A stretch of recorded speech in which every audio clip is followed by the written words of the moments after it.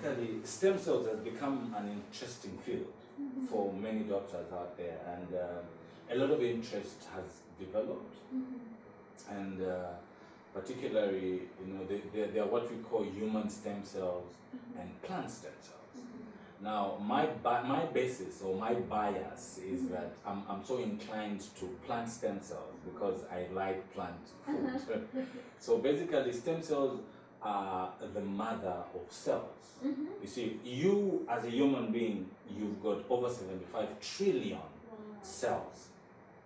Now, those cells have got a mother. You understand? They are given birth. You understand? So what happens is that when a baby is conceived, or when a fetus is conceived in the womb of a woman, is that what begins is a cell, which becomes the stem cell, which starts to grow and become the baby that we see. And once the child is born, he's born with what we call embryonic stem cells. Now, those embryonic stem cells are responsible for growth. They create the bone stem cells, which differentiate and become skin stem cells, and they become hair stem cells, they become, organ stem cells, your heart, your eyes, everything. So every particular organ in your body has got its stem cells. Now, the most interesting part about stem cells is that it helps regenerate the cells that die. So one thing we should know is that cells die, and they die every day. Now, how do you notice this? You compare yourself. Go and take a shower, get some soap, whatever soap, which is you trust. Get a shower with soap, then you reach to a level, you become clean. You can do 2 or 3 soaps. You become clean until you do, when you do, you know that you're clean. Now, once you do that, go and sit in a white tub, which has got clean water. Go and sit for a few minutes. You will notice that there will be a lining of black stuff around. Now, that is not dirt.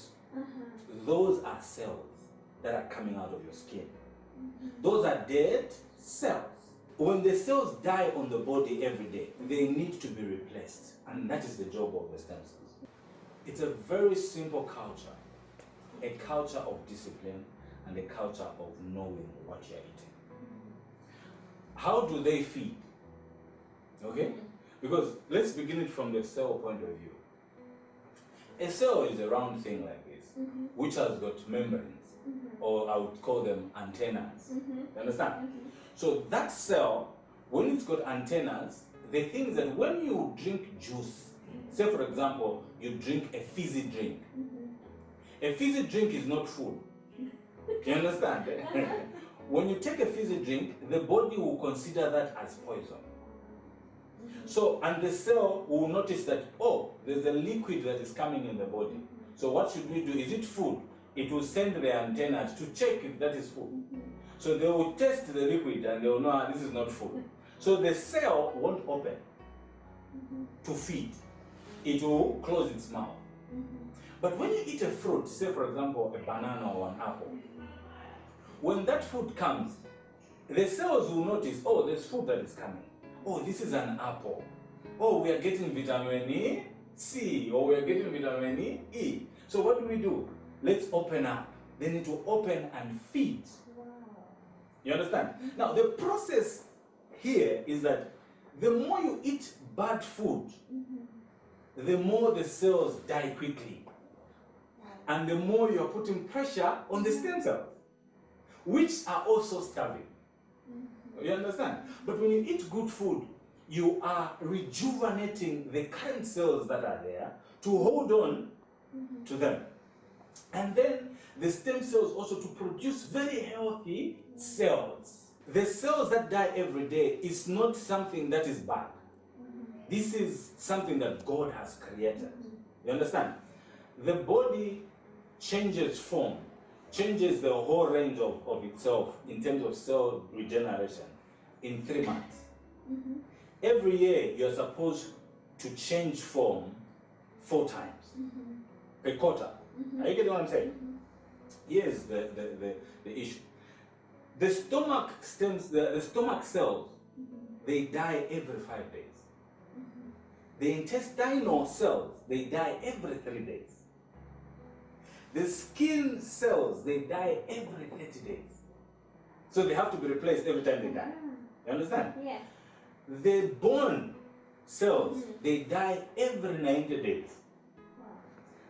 At that point, the whole body would have changed, would have had new cells.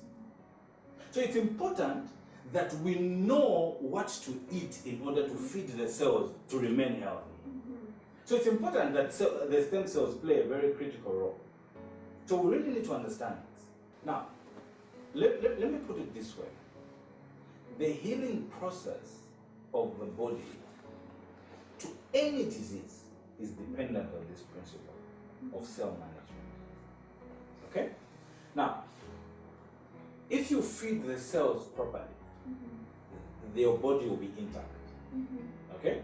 But if you feed your cells badly, you will reap the consequences. What am I talking about? I'm talking about a pancreatic disease. Say, for example, diabetes. Diabetes is a pancreatic disease. What dies in a pancreas are the cells that produce insulin. You get what I'm saying? So now, if you feed the stem cells that produce the cells that produce insulin, what are you doing? You are repairing not only the pancreas, but the diabetes itself. So this issue of disease reversal is actually there. Diabetes can be reversed. By what? By diet. And by eating right. There's an apple called Anatwila spatulaba apple. Now, Anatwila spatulaba apple is a species of an apple. Obviously, you know that there are over 7,500 types of apples. But this particular apple has got very strong stem cells. The only challenge we have is that it grows in the equatorial regions. But if we can have it here, then we would all benefit. This particular apple is able to activate the stem cells, just like tomato. Please don't cook tomato. Don't make soup out of tomato. Eat tomato as fresh as it is. Eat grapes. Eat blueberries, acai berries. These things that are able to activate the system so that it's able to rejuvenate its mother cells, which are the stem cells, in order to produce new cells that are strong. Because you see, when you are born, they are what we call dormant stem cells. These dormant stem cells can be in you for over 30 years, for over 50 years, sometimes throughout life. Now, when you are sick, if you've noticed, Doc, is that when people come into the hospital, there are those who recuperate quickly and those who don't. The same disease. But what's the difference? Yeah, it's true. You see that, right?